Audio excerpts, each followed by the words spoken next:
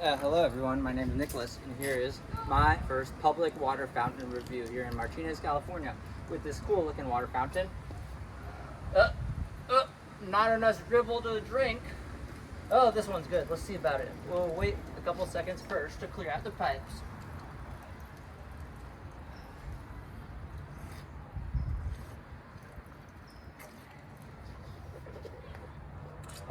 Tastes like pretty standard tap water.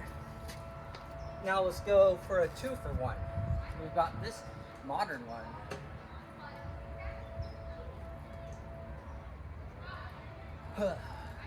Gotta wait for the pipes to clear up before you drink the water, or else you're gonna be drinking nasty pipe water.